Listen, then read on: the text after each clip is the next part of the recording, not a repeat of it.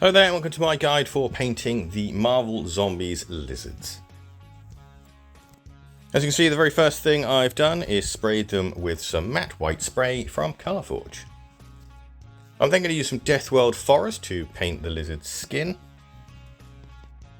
And I'll give it a quick wash with some Athonian Camo Shade. And once that wash has dried, we're then going to dry brush it with Deathworld Forest. And this will be followed by a 50-50 mix of Deathworld Forest and Ogryn Camo for the next dry brush. With the skin out of the way, I'm then going to work on his black shirt using some Abaddon Black. I'll then highlight it with some Corvus Black. Then a final highlight of Eshin Grey.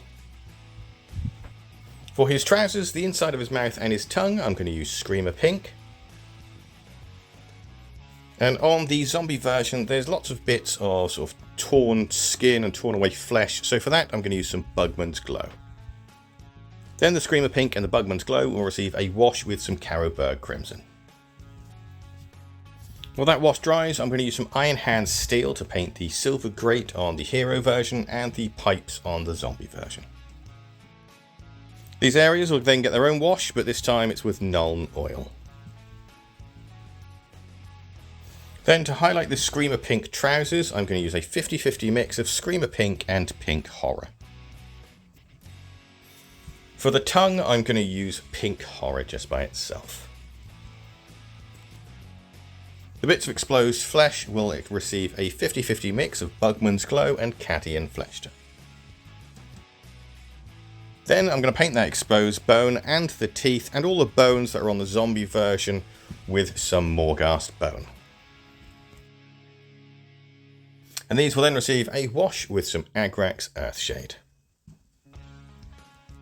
Once that wash had dried, I then relayered the Morghast bone, making sure I avoided all of the recesses. I then followed that up with a 50-50 mix of Morghast bone and Wraithbone. And then a final highlight of Wraithbone just by itself.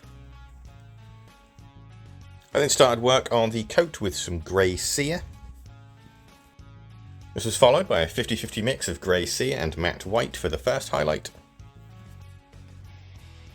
And the second was with Matte White just by itself. I then painted Zombie Lizard's eyes with some Fire Dragon Bright. And the Hero Lizard's eyes with some Flash Gitz Yellow. Next, I used Dawnstone to paint the rocks on the Hero version's base.